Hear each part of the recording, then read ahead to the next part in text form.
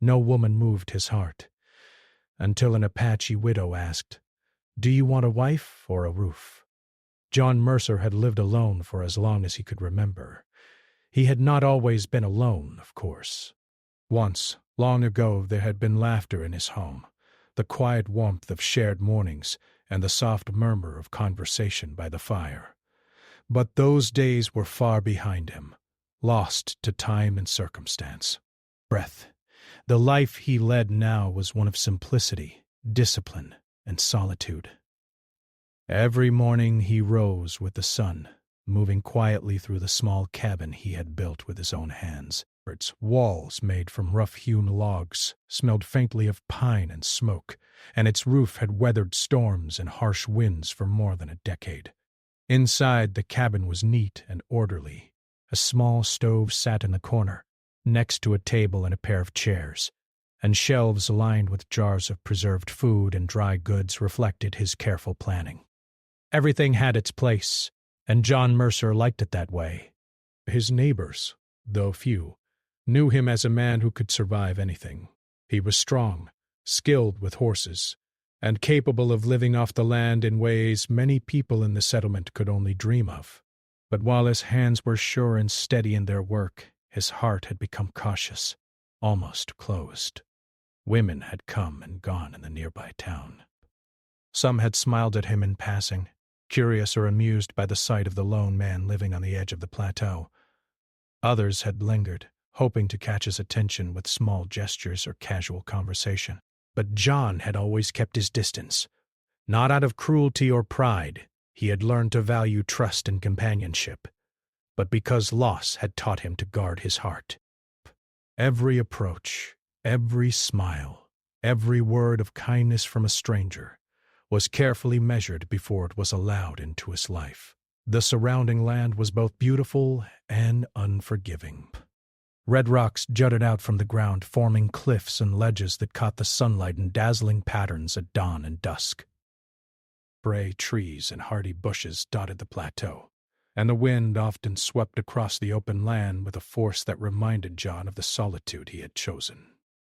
He rode his horse early in the mornings, checking fences, inspecting water sources, and making sure the small garden he had planted each spring was thriving despite the harsh conditions. The routine was predictable, safe, and necessary. It was a life he could control, a life where nothing and no one could surprise him. Yet, even in the stillness of his daily routine, John felt the subtle pull of emptiness. He did not often admit it, even to himself. The nights were quiet, too quiet. The fire crackled in the stove, shadows danced on the walls, and he would sometimes catch himself staring into the flames for longer than intended. Memories of laughter, conversation, and the gentle presence of someone who had once shared his days floated into his mind. But he pushed them aside, telling himself that the past was gone, and the present was enough. He had survived long enough to know that life did not wait for anyone. Too desperate. He could mourn, or he could live. He had chosen to live. On a late autumn afternoon, as the wind carried the faint chill of coming winter across the plateau, John noticed smoke curling into the sky from the trail below. At first he thought it might be a campfire set by travelers or hunters passing through the region, but as he watched, the smoke took shape, steady and deliberate, rising from the edge of the clearing that led up to his cabin. Curious, he grabbed his hat and coat and mounted his horse, following the trail with cautious steps. As he approached, he saw a figure emerge through the dust and smoke. A woman. She moved with purpose, carrying only a small bundle in her arms. Her clothing was simple, practical for travel and work, and her face, though weathered by sun and wind, carried an expression of quiet strength. She looked neither lost nor frightened. She seemed measured, confident in her movements. Bay. John halted a few feet away, his horse shifting uneasily beneath him. He studied her, noting the steadiness of her gaze, the calmness in her posture. Breaths of women he had encountered in the nearby town, different from anyone he had ever met. The woman stopped, setting her bundle down carefully on the ground. She lifted her head and met John's gaze. "I need shelter," she said simply. Her voice was steady, unafraid, and carried a hint of challenge. "I can work. I can help." John felt a flicker of surprise. No one had come to him like this before. Most visitors had asked for money, food, or favors. Most had lingered nervously, unsure how to present themselves.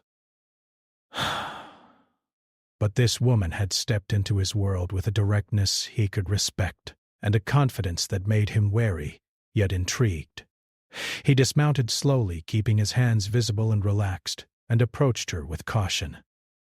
"Who are you?" he asked, his voice calm but guarded. "My name is Maria," she replied. "I am looking for a place to stay. I can work, if that is needed." "I only ask for shelter while I find my footing." John considered her words carefully.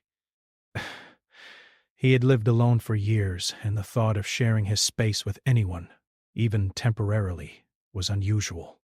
Yet something in her demeanor suggested honesty. He noticed the way she carried herself, the careful attention to her surroundings, the respect in her movements. She was no ordinary traveler. She seemed capable, determined, and perhaps even strong enough to withstand the demands of life in this harsh territory. He gestured toward the cabin. "You may stay," he said finally. "But there are rules. The work here is hard, and I do not tolerate laziness or dishonesty. If you want to stay, you will follow my instructions." Maria nodded once, firmly, without hesitation. "I understand," she said. There was no fear in her tone, only clarity. As she stepped closer to the cabin, John studied her further. Her hands, though small, were calloused and strong. Her eyes, dark and steady, held a focus that matched his own. There was a quiet determination about her that reminded him of himself in some ways. He realized almost unwillingly that he was curious to see how this arrangement would unfold. Over the next few hours, John showed her the routines of the cabin and the surrounding land. He explained the water sources, the small garden, and the tasks that needed tending. Maria listened carefully, asked questions only when necessary, and followed his instructions with a diligence that impressed him. She chopped firewood efficiently, carried water without complaint, and even offered suggestions on improving the garden layout. John found himself watching her more than he had intended, noting her skill, her thoughtfulness, and the quiet confidence she brought to every action. As evening fell and the sun dipped behind the distant cliffs, John prepared a simple meal over the stove. Maria helped set the table, moving with a natural ease that seemed to belong in the cabin. They ate in silence at first, the crackle of the fire the only sound. But gradually, conversation began, small talk at first, about the land, the weather, and the practicalities of survival. John realized that he had not spoken to another adult in this way for many months, and there was a comfort in the exchange, a warmth that he had forgotten he could feel. When the meal ended, Maria cleaned up without prompting. John watched her, a strange sense of admiration and curiosity stirring inside him. He had always managed alone, but there was something in her presence that made the cabin feel different, not crowded, but alive. The quiet of the night seemed less empty, the fire more welcoming, and even the chill in the air felt less harsh. Before retiring for the night, John stepped outside to secure the cabin and check the perimeter. Maria followed, carrying a small lantern. Bright. They walked in silence for a few minutes, the stars above scattered across the clear desert sky like tiny sparks. John felt a strange sense of unease mixed with intrigue. This woman had arrived unexpectedly, claiming little but offering much, and he did not know how to respond. His instincts, honed over years of solitude, urged caution. Yet something deeper, buried under years of habit and loss, stirred with curiosity. "I do not usually have visitors," he said quietly, not looking at her directly. Maria tilted her head slightly, a faint smile touching her lips. "I can see that," she said simply. "But perhaps it is time for a change." John frowned slightly, uncertain whether to be amused or annoyed. Her words carried a wisdom and simplicity that seemed almost too bold for someone who had just arrived. Yet there was no malice, no attempt to manipulate. Just honesty. Breaths. He shook his head and turned back toward the cabin, feeling the weight of the day's events settle on him. For years he had lived in a controlled, predictable environment where every action and outcome was known. And yet, in a single afternoon, the arrival of a stranger had disrupted that rhythm. Not violently, not dangerously, but subtly, like a stone thrown into a still pond. The ripples were small but persistent, and John felt their effect deep in his chest, in a place he had long thought dormant. As he prepared for bed, he could not help but wonder about Maria, the woman who had appeared out of nowhere, confident and self-reliant, yet carrying a vulnerability that was unmistakable. He did not know her story, nor did he ask. It was enough that she had arrived, That she had offered help, and that she had, without knowing it, touched something in him he had long suppressed. The awareness that life, even in its harshest and most solitary form, could still hold unexpected encounters, unexpected connections, and perhaps, but even a measure of hope. The next morning John awoke before sunrise, as was his habit. The first light of day barely touched the tops of the red cliffs, casting long shadows across the plateau. He dressed quickly in his worn clothes, pulled on his boots, and stepped outside to check the water trough and the small garden he tended with care. The frost from the night before glittered faintly in the pale light, and the air carried the crisp scent of autumn. Life in these parts was hard, but it had a rhythm that John had come to understand. Every day demanded attention, effort, and respect for the land. Maria was already up, moving around the cabin quietly. She had taken the firewood from the pile and was stacking it neatly near the stove. John watched her for a moment, noting how naturally she adapted to the routines of his cabin. She did not need constant instruction, nor did she falter under the simple challenges of survival. There was a calm confidence in her movements, a quiet determination that seemed almost in tune with the plateau itself. John felt a strange sense of both admiration and wariness. He had lived for so long without needing anyone, and yet here was a woman who could match him in skill and independence. He approached her, clearing his throat. "The water trough needs checking," he said simply. "The pipes froze last night. You'll need to make sure they don't break." Maria nodded without hesitation. "I understand," she said. "Where are the tools?" John pointed toward the shed near the back of the cabin. "Inside." "Be careful with the pipes. They can snap if you're too rough." She smiled faintly. "I'll be careful," she replied, her tone calm and confident. There was no arrogance, only assurance. John felt a stir of surprise. Most people who came through the settlement would fumble, ask too many questions, or complain about the cold. Maria did none of that. She moved with a purpose that matched his own. For the next few hours, the two worked in near silence. John repaired the fence along the edge of the plateau, while Maria tended to the water system, ensuring that the pipes were secure and that the troughs were full. Occasionally she asked questions, practical ones, about water pressure, soil condition, and the placement of rocks to prevent erosion. John answered them, impressed by her knowledge and the ease with which she handled herself. It was clear that she had lived a life of challenges before arriving here, and her experience made her more capable than most people he had met in years. When the work was done, they returned to the cabin, their movements quiet but efficient. John prepared breakfast over the stove, frying eggs and warming bread he had baked the day before. Maria helped set the table, carrying plates and utensils with steady hands. The morning sun filtered through the small windows, casting light over the simple interior. It was warm inside, in contrast to the chill outside, and for a brief moment John allowed himself to enjoy the presence of another human being without feeling the need to withdraw.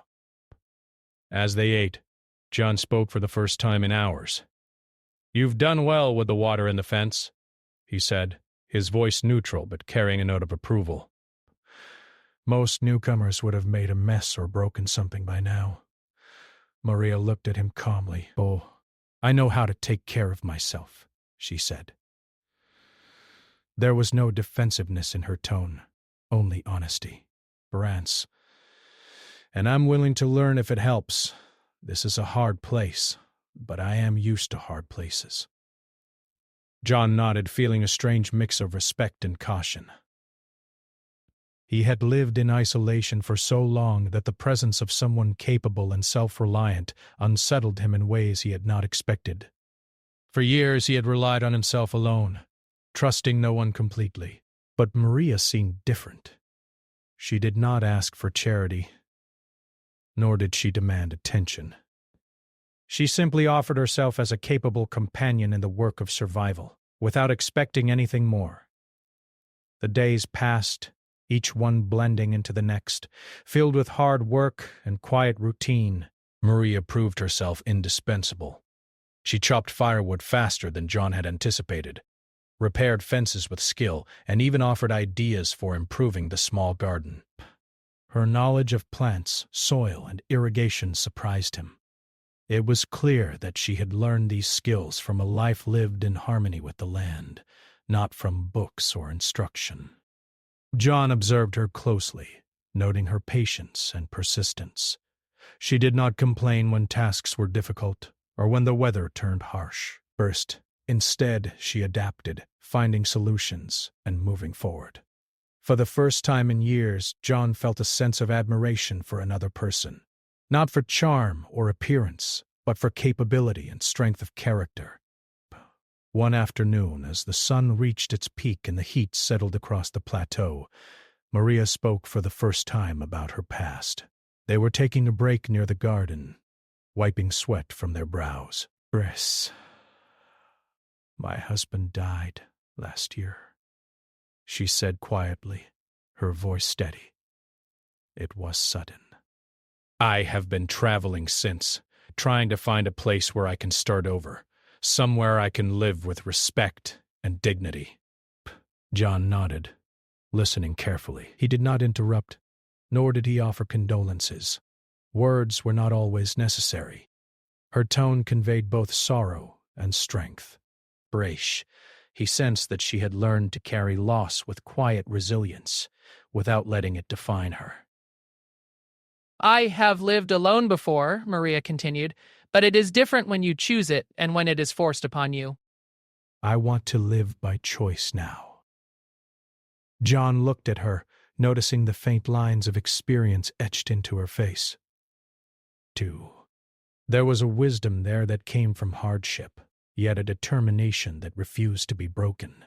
He felt a flicker of something he had not felt in years, curiosity about another person's life, and perhaps the faintest hint of connection. As weeks went by, John found himself speaking more than he had intended. He shared stories of the land, tales of survival, and small anecdotes about his past. Maria listened attentively, asking questions when appropriate, but never judging or interrupting. Her presence brought a rhythm to his days that he had forgotten existed. Work was no longer solitary, meals were shared, and the cabin no longer felt like a fortress against the world. It felt like a home. One evening, as the wind howled across the plateau and the sky darkened with approaching clouds, John and Maria worked together to secure the cabin. She handed him tools, carried supplies, and moved with a steady efficiency that matched his own. At one point, she paused and looked at him directly. "Brask." "John," she said quietly, "you are cautious. I can see it in the way you speak, the way you move, and the way you carry yourself. But it is okay to trust someone, even a little." John froze, caught off guard by the observation. He was not used to being seen so clearly, nor was he accustomed to another person speaking to the quiet fears he carried. Yet her words were not accusatory. They were gentle, almost tender, though he would not admit it aloud. "I trust what needs to be trusted," he said finally, his voice measured. Maria smiled faintly, as if she understood more than he realized. Trusting a person is different from trusting the world. The world is harsh, yes, but people can surprise you. He did not respond immediately. Instead, he returned to his task, fastening boards and securing the cabin against the wind. But her words lingered in his mind. For years he had relied only on himself, believing that solitude was the only way to survive. Yet here was a woman who had entered his life, not with demands or expectations, but with presence, capability, and honesty. Shh, he had arrived quietly, and yet her presence was undeniable.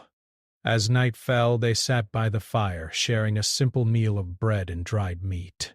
The wind rattled the cabin, and the fire's warmth offered comfort against the chill. John found himself speaking more than usual, recounting memories of the land, his early years in the territory, and the lessons he had learned from a life spent in isolation. Maria listened, asking questions that revealed her curiosity and intelligence, but never pressing too far. Before turning in for the night, John stepped outside again, gazing at the stars. Maria followed, carrying a lantern. The plateau was silent, save for the occasional howl of a distant coyote. John felt a strange mix of unease and intrigue. Her presence had unsettled him in ways he could not yet name, yet he could not deny that the quiet companionship she offered was welcome. "I do not usually have visitors," he said quietly, his voice almost lost in the wind. Maria tilted her head, smiling faintly in the lantern's glow. "Perhaps it is time for a change," she said softly. John shook his head, unsure whether to be amused or exasperated. Despair. Her words carried a wisdom that unsettled him, yet he could not dismiss them. She had come into his life uninvited, unassuming, and yet her presence demanded attention. He realized with a start that his carefully guarded world might no longer be entirely his own, and for the first time in many years he wondered if perhaps that was not a bad thing. The weeks passed slowly, each day blending with the next, yet something in the air had changed. John could not deny it, though he refused to name it. The routine of life on the plateau, once rigid and solitary, now included Maria. She had become a presence he noticed in every movement, every sound, every small detail. And yet, despite the comfort her companionship offered, he remained cautious. Trust was not something he gave lightly. Years of solitude had taught him that people could disappoint, leave, or cause pain in ways he had no desire to endure again. Maria, for her part, noticed his hesitation but did not press. She worked alongside him quietly, carrying firewood, tending the garden, and repairing fences. She cooked meals that nourished both body and spirit, and her laughter, soft and unforced, began to fill the cabin. But she never attempted to break through the walls he had built around himself. Instead, she moved like a patient river, persistent but gentle, leaving space for him to open on his own.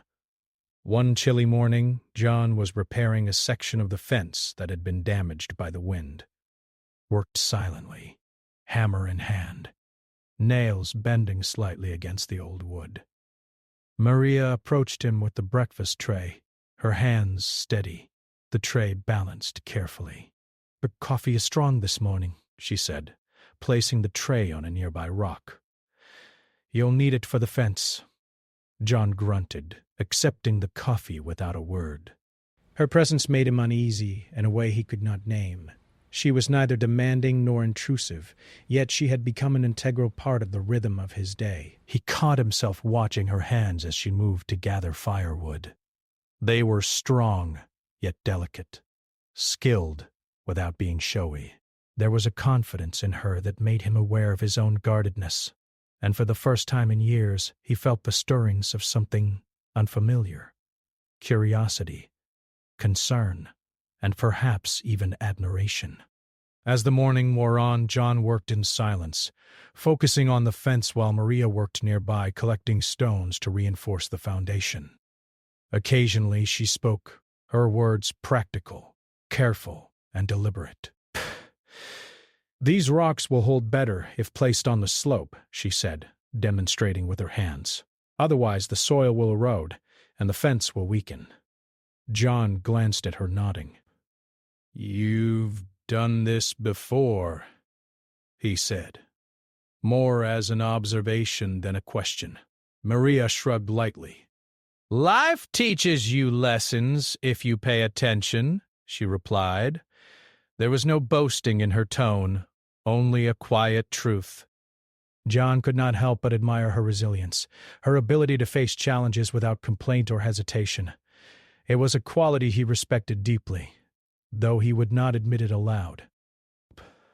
The day continued, each task completed in methodical silence, until a sudden gust of wind swept across the plateau.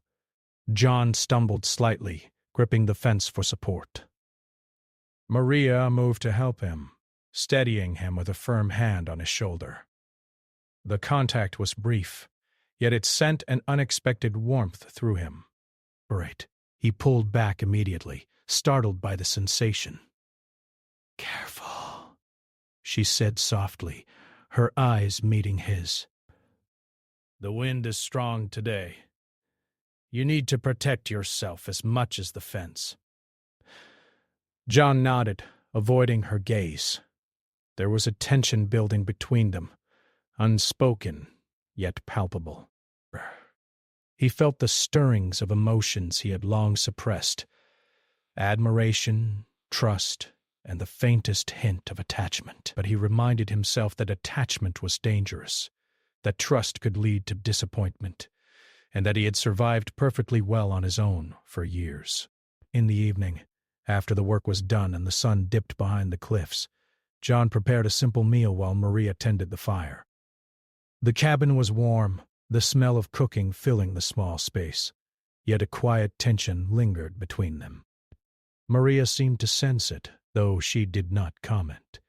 She moved with grace and purpose, giving him space while still being present. John found himself stealing glances at her, noticing the small gestures that revealed her thoughtfulness and care. She was patient, capable, and unafraid, yet there was a quiet vulnerability in her that made him uneasy. As they ate, John spoke for the first time in hours. "You are good at this?" he said, nodding toward the fire. "You make things feel easier, Brace." Maria looked at him, a faint smile on her lips. "I do what I can," she replied softly. "Life is easier when work is shared." Her words lingered in his mind long after the meal was finished. He had spent so many years alone, managing every task and every challenge without help. The idea that life could be shared, that work and responsibility could be divided, was foreign to him. Yet watching Maria move, listening to her speak, he realized that there was a subtle strength in partnership, a quiet power in shared effort.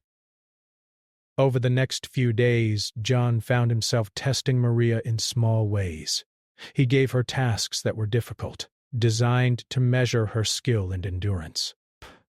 He asked her questions that required patience and intelligence, observing how she responded.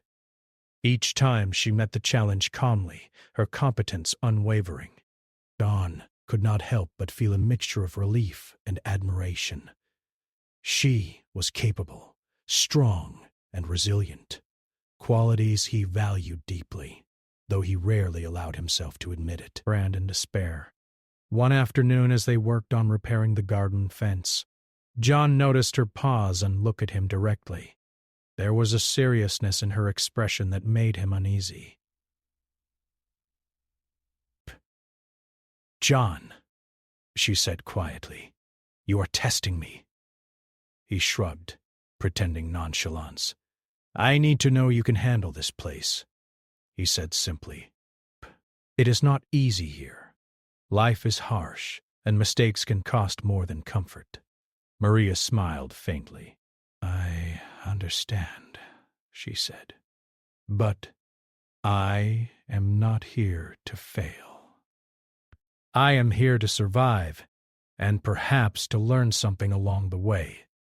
Her words struck him more deeply than he expected. She was not seeking approval, nor was she trying to impress him. She simply existed, resilient and capable, willing to prove herself through action rather than words. John felt a shift within himself, a subtle recognition that his walls were beginning to soften, that the presence of another person, honest and determined, could coexist with his solitude without threatening it. As the sun set, painting the plateau in shades of orange and red, they completed their work and returned to the cabin. The wind had died down, leaving a quiet stillness in the air. John prepared a modest meal, while Maria cleaned and organized the small living space. The evening was calm, yet a quiet tension lingered, unspoken but understood. Both were aware of it, yet neither addressed it directly. Later, as they sat by the fire, Maria finally spoke again. "John," she said softly, "I have learned something about this place in the past weeks. It is harsh, unforgiving, and sometimes lonely. But it is also beautiful, full of life if you pay attention. And I think that people who survive here do not do it alone." John looked at her, surprised by the honesty in her words. He wanted to dismiss them, to remind himself that he had survived alone for years. But he could not. There was truth in what she said, and he found himself considering it more deeply than he had expected. "You speak as though companionship is necessary," he said cautiously. Maria nodded. "Not necessary for survival, perhaps, but necessary for living," she replied. "Life is harder when it is lived in isolation. And sometimes a person needs someone to see them, to understand them, even if it is just a little." John remained silent, staring into the fire. Her words stirred something deep within him, something he had not felt in years. The possibility of connection, the subtle awareness that trust, patience, and companionship could exist without weakening him. He had built walls to protect himself from pain, yet now he wondered if they had also protected him from something precious, something he could no longer ignore. As the night deepened and the stars emerged above the plateau, they moved to their separate tasks, John tending the fire and tools, Maria organizing supplies and preparing for the next day. Yet the presence of the other lingered, unspoken but undeniable. Each understood the silent rhythm they had created, the balance of independence and cooperation, of caution and trust. Before retiring for the night, John stepped outside briefly, gazing at the wide expanse of the plateau. The moon hung low in the sky, casting silver light across the rocks and trees. He felt a quiet unease, a mixture of curiosity and caution, as he considered the woman who had entered his life and changed it so subtly, so completely. Maria followed a moment later, carrying a lantern. She did not speak, only stood beside him, observing the stars in silent companionship. Finally she spoke, her voice soft but clear. "John," she said, "you have not had anyone beside you for a long time. That does not mean you cannot trust. It only means you have been cautious." And caution is not a weakness. It is a choice, but sometimes a choice must be reconsidered. John did not respond immediately. Break. He nodded slightly, acknowledging her words without fully admitting their truth. He had lived long enough to know that life rarely offered easy answers, but he also knew that her presence had begun to shift something inside him. The walls he had built were no longer entirely secure, and in that quiet moment, under the vast sky, he realized that change, slow, patient, and unexpected, was beginning. The following weeks brought a change in the rhythm of life at the cabin. The cold wind of early winter swept across the plateau, carrying a sharp bite that made the work outdoors more challenging. Yet, with Maria by his side, even the harshest tasks seemed lighter. They rose each morning together, moving through their routine with a quiet understanding that no words could fully describe. John noticed with a subtle awareness how her presence had shifted the patterns of his life. The work, which had once been purely survival, now carried a sense of shared purpose, almost warmth, that he had not known in years. Maria's skill and calmness were remarkable. She chopped firewood with precise efficiency, repaired fences without complaint, and tended the small garden that had become both sustenance and solace. Her knowledge of the land, plants, and survival was a reminder of the life she had led before arriving at the plateau.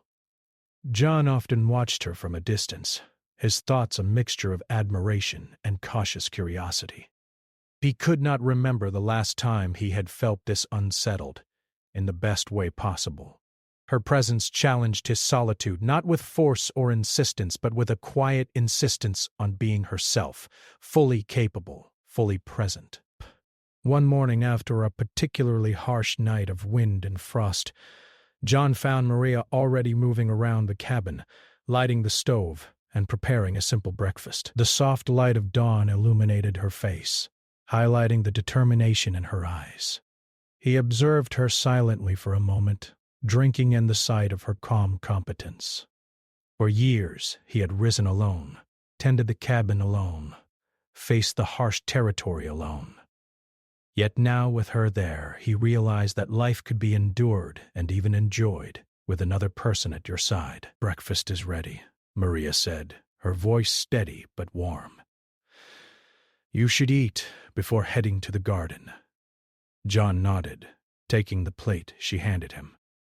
He had grown used to doing everything himself, yet accepting her help now felt natural, almost comforting. They ate in silence for a few minutes, the quiet only broken by the faint crackle of the stove and the distant call of birds. There was no awkwardness between them, only an unspoken understanding, a rhythm they were learning together. After breakfast, they moved to the garden. The soil was frozen in places, the plants struggling against the cold, yet Maria worked with patience and care. John joined her, helping to clear frost and repair protective barriers around the more delicate crops. Their movements were synchronized without conscious effort. She would pass him a tool, and he would take it without a word, instinctively knowing where to place it when finished. It was a dance of cooperation born from mutual respect and the shared need to survive. As the day progressed, John began to speak more freely than he had in months. He recounted stories of his past, the early years on the plateau, the hardships of building the cabin, and the lessons he had learned from living in isolation. Maria listened attentively, occasionally asking questions that revealed her curiosity and intelligence. Breaths. She did not interrupt or judge. She simply absorbed his words, responding with insight and empathy when appropriate. John felt a strange sense of relief. For the first time in years, he could speak without fear of misunderstanding or judgment. In the late afternoon, they took a break by the small creek that ran through the lower part of the plateau. Maria knelt by the water, her reflection mingling with the ripples of the stream. John watched her quietly, noting the way the sunlight caught her hair, the calm determination in her movements. He felt a stirring in his chest, an awareness that he had not experienced in a long time, a mixture of admiration, affection, and the faint beginnings of trust. "You've changed this place," he said quietly, breaking the silence. "The garden, the fences, everything feels more alive." Maria looked up, smiling softly. "I only did what needed to be done," she replied. The place was harsh, but it has potential. So do the people who live here. John frowned slightly, unsure how to respond. Her words carried more meaning than she intended. He knew she was speaking not only about the land, but also about him. For years he had built walls around his heart, protecting himself from loss, disappointment, and loneliness. Yet her presence, her quiet confidence, and her willingness to share the work of life were chipping away at those walls, slowly but unmistakably. That evening, as the sky turned shades of deep orange and purple, they returned to the cabin. John prepared a simple meal while Maria organized the firewood and cleaned the cabin. The air was filled with the familiar scents of wood smoke and cooked food, but there was a new warmth in the atmosphere, a subtle comfort that had been absent before. John realized, with a mix of surprise and acceptance, that the cabin no longer felt like a fortress of isolation. It felt like home. After dinner, they sat by the fire, their conversation turning to lighter topics. Maria spoke of the places she had traveled, the people she had met, and the lessons she had learned along the way. John listened, occasionally sharing his own experiences, but mostly absorbing her words. There was a rhythm to their exchange, a balance of speaking and listening that was natural and effortless. For the first time, John felt the quiet joy of companionship. Not loud, not demanding, but steady and reliable. The following days brought more challenges. The winter deepened, and the plateau became a harsher environment. Snow dusted the rocks, and the wind carried a sharper bite. Yet, John noticed something remarkable. Neither he nor Maria complained. They faced the challenges together, their movements coordinated, their efforts mutual.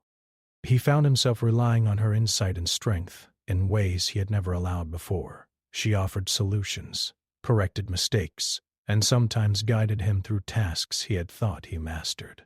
And he began to accept it without resistance, recognizing that collaboration did not diminish him. It enhanced their survival and, unexpectedly, their lives. One afternoon, while repairing the roof after a heavy snowfall, Maria spoke softly. "John, you work too hard," she said, brushing snow from the logs. "You do not need to carry everything alone." John paused, surprised by her words. He had always believed that independence was a measure of strength, that reliance on others was a weakness.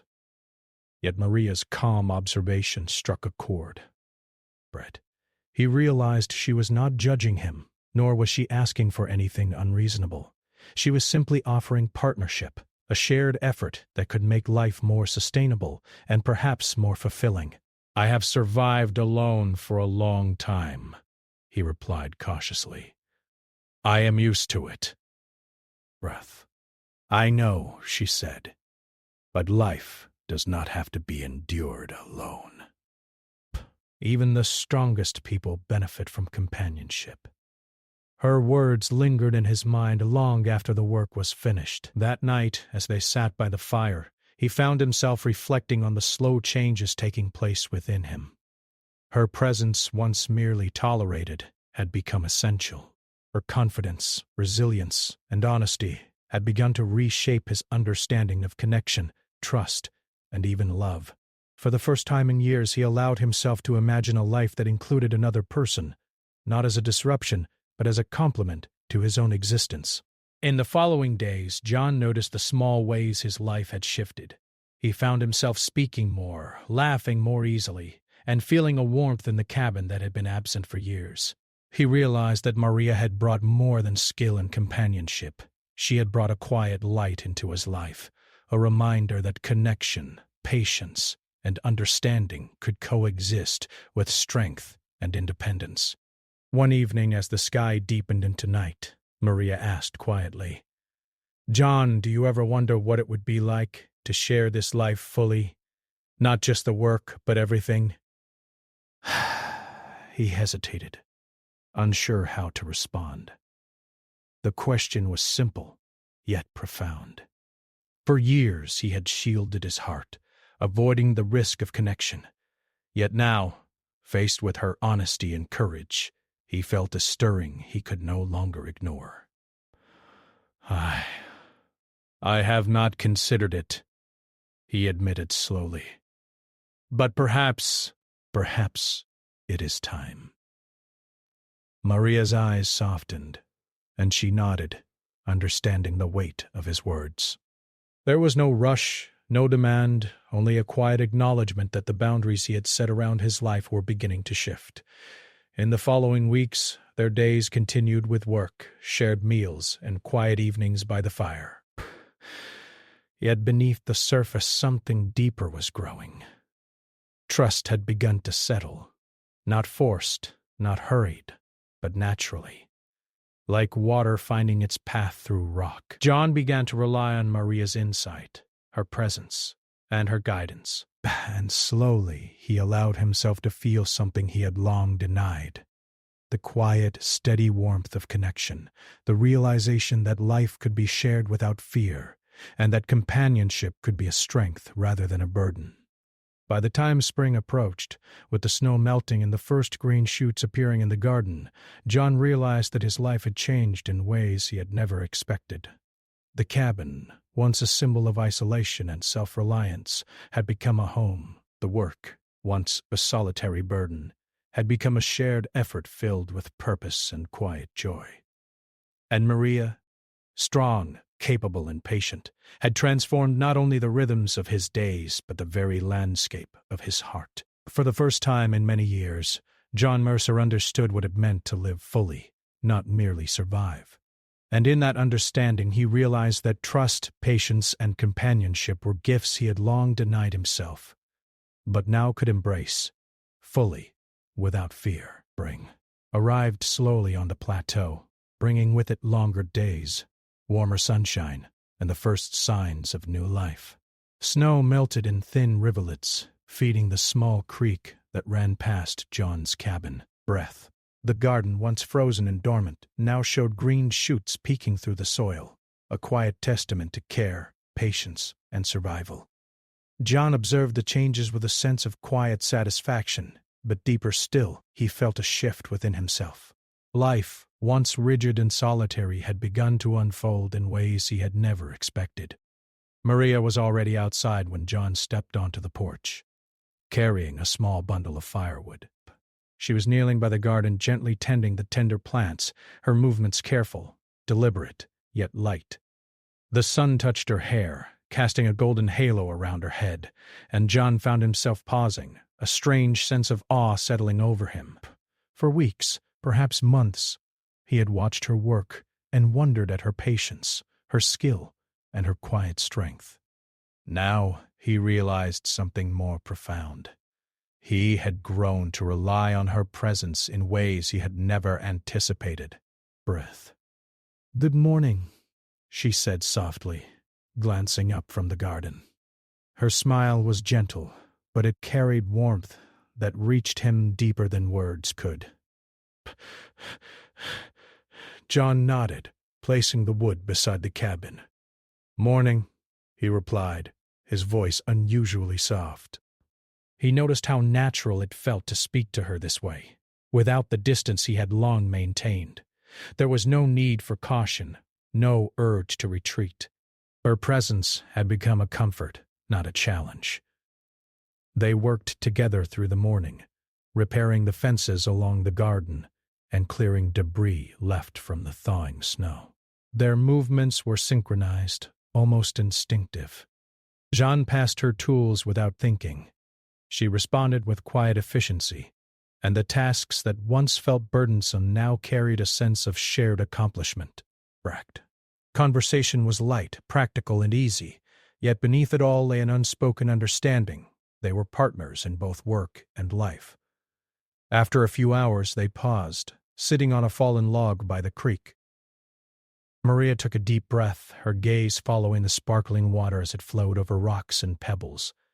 "Do you ever think about what life could be like beyond this plateau?" she asked quietly, not looking at him directly. John turned his head slowly, meeting her eyes. There was a softness there he had not allowed himself to see before, a quiet curiosity, mingled with hope. "I try not to," he said honestly. "The land takes what attention I give it, and solitude is familiar." Maria tilted her head slightly, a faint smile touching her lips. "Solitude is safe," she said. "But it is not always full. Narration. Sometimes a life lived alone is missing something or someone." John's chest tightened slightly. Her words were not accusatory or demanding. They were simply true. He had spent years protecting his heart, believing that isolation was necessary to survive, that attachment was dangerous. Patient and steady, showing him that life could hold both independence and companionship. Her presence had revealed a quiet possibility he had long denied, that connection could be a strength, not a weakness. For the first time, John considered the depth of his feelings.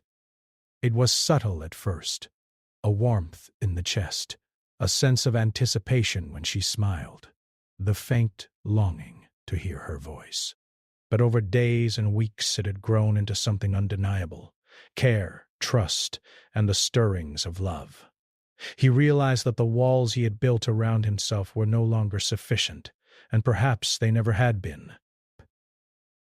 Life had nudged him gently, persistently, and now he faced a choice.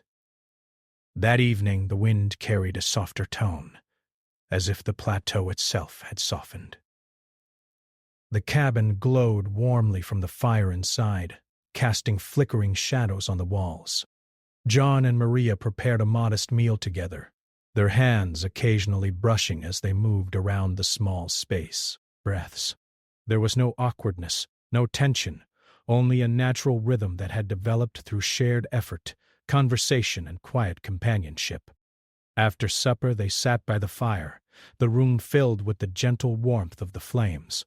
John spoke first, his voice measured but calm. "Maria,